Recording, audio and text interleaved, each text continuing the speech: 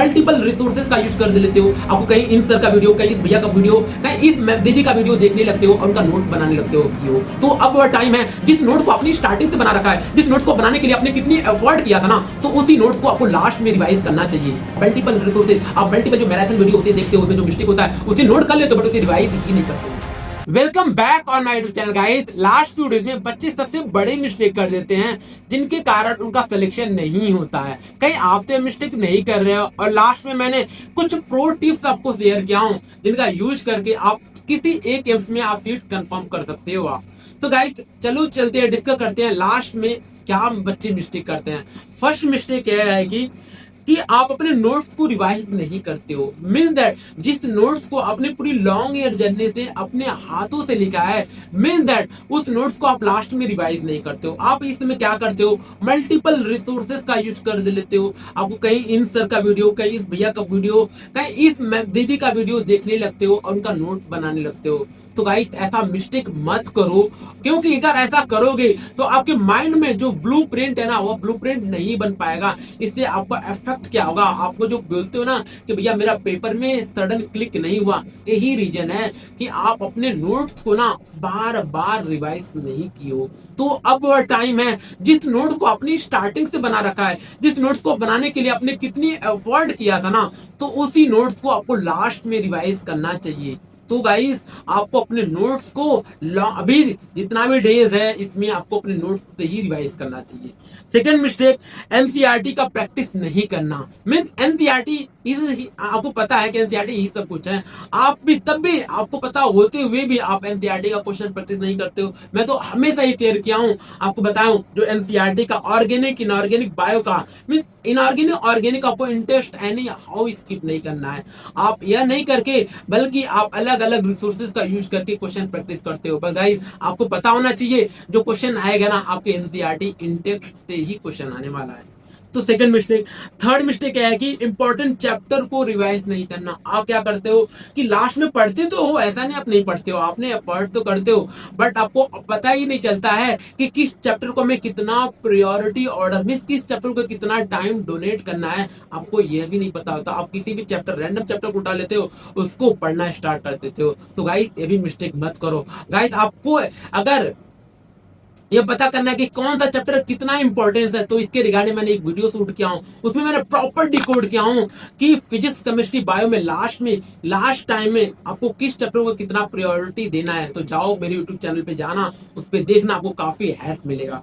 And fourth mistake ये है कि आप अपने मिस्टेक रिवीजन जो कॉपी आपने बना रखा है उसका रिवाइज नहीं करते हो। आपका क्या होता है, क्या काम है, आप मॉक टेस्ट देते हो, अपनी मिस्टेक करते हो, उसे मिस्टेक तो नोट कर लेते हो, बट आप रिवाइज ही नहीं करते हो। आप मल्टीपल रिसोर्सेज, आप मल्टीपल जो मैराथन वीडियो उसे देखते हो, उसमें जो मिस्टेक होता है उसे नोट कर लेते हो, बट उसे रिवाइज ही नहीं करते हो।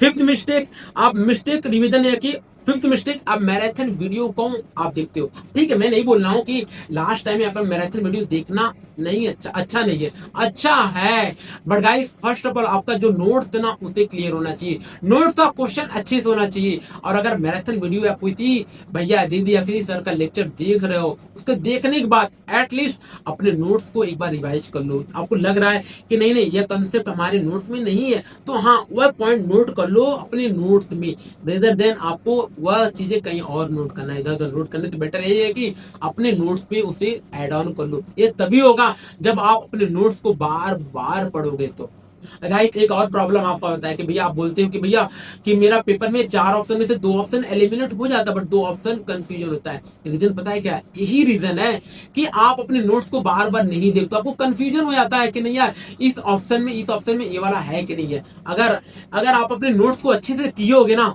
तो गाइस मैं गारंटी ले रहा हूं कि आपको ना उस पेपर में कंफर्म याद आएगा कि नहीं यह क्वेश्चन वहां पे मेरे नोट में वहां पे था, इसी की रीजन की वजह से यह क्वेश्चन मिस्टेक हुआ है मेरा, या यह ऑप्शन मेरे नोट्स में यहाँ था, तो कंफर्म यही ऑप्शन ही होगा। तो आपको क्लियर कट पे नॉलेज मिलता है। क्योंकि ना मैंने क्या किया था लास्ट में, मैं बताता हूँ, मैं अपना जो नोट्स था ना, मैं अपने नोट्स को मैंने लास्ट टाइम तक पढ़ा था। और गाइस इससे मेरा क्या हेल्प हुआ, जो मैंने क्वेश्चन आता था मुझे कंफर्म पता चल जाता था कि नहीं ये वाला क्वेश्चन मेरे नोट्स में है और मैंने यहाँ पे लिख रखा है, मुझे याद आ जाता था। तो इससे मेरा टाइम भी बस सेव हो जाता था और मैं इस क्वेश्चन को परफेक्ट तरीके से सही भी कर लेता था। तो ये सारा मिस्टेक है, आप अवॉइड जरूर करना। और लास्ट मिस्टेक है कि अगेन पूरी चैप्टर को आप करते हो, क्या करते हो, अभी क्या करते हो, कोई भी चैप्टर रैंडम चैप्टर ले लेते हो, उठाते हो और उस चैप्टर को आपने अगेन स्टार्टिंग से सब कुछ करना स्टार्ट कर देते हो। सो गाइस, आपको पता होना चाहिए जो अलाइड एंड हेल्थ जो नर्सिंग का पेपर है ना, कुछ इंपॉर्टेंट कोर एरिया है जहां पे एग्जामिनर क्वेश्चन फ्रेम कर रहा है। गाइस, आप अगर बोलोगे कमेंट करना कि भैया मुझे बता दो एटलीस्ट ऑर्गेनिक, इनऑर्गेनिक में या बायो में कौन सा इंपॉर्टेंट टॉपिक है, इंपॉर्टेंट चैप्टर में से इंपॉर्टेंट टॉपिक बता दो, तो मैं अगला वीडियो उसी पे शूट करूंगा, बट आप बताओगे तभी, ठीक है। और गाइस, लास्ट में बस आपको क्या सबसे बड़ी मिस्टेक ये होता है कि आप ना पैनिक करने लगते हो, आप अपने पे ट्रस्ट नहीं करते हो कि भैया क्या होगा क्या नहीं होगा। गाइस, अपने पे ट्रस्ट रखो, अपने पे बिलीव रखो, अपनी लॉन्ग ईयर जर्नी में बिलीव रखो, आप कर सकते हो। तो गाइस, इन सब मिस्टेक को जरूर अवॉइड करना। और मेरी तरफ से कुछ प्रो टिप्स आपके साथ है, प्रो टिप्स आपको दे रहा हूँ, इसे यूज करके आप किसी न किसी एम्स में अपने सीट कंफर्म कर सकते हो।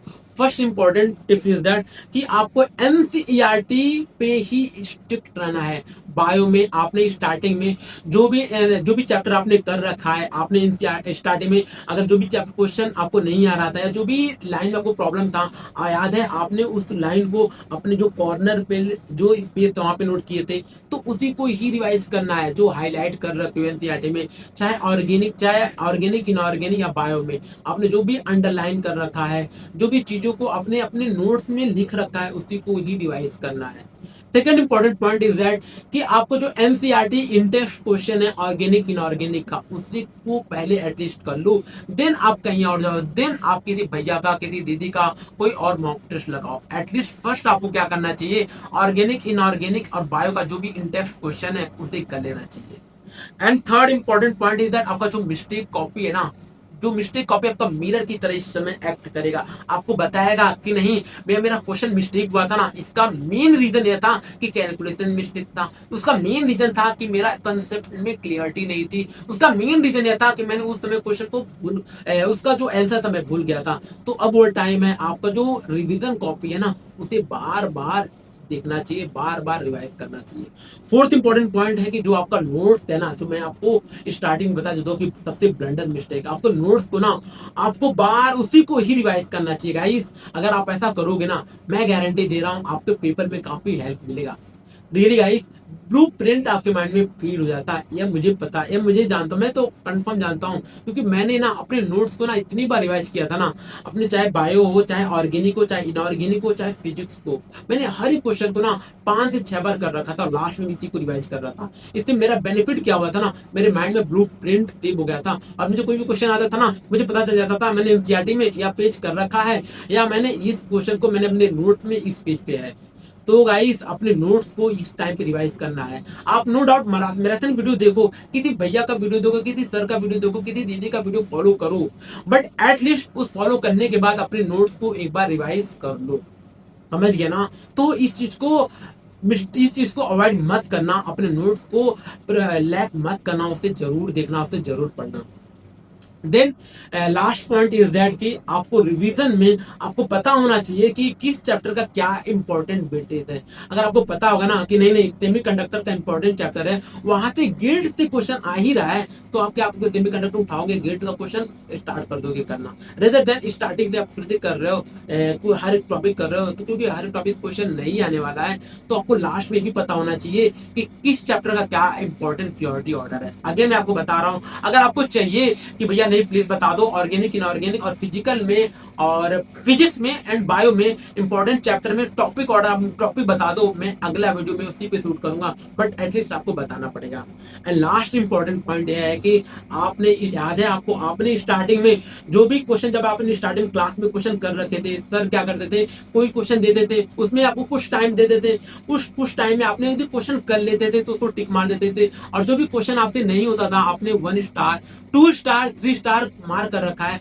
यही अब टाइम है उस क्वेश्चन को करने का।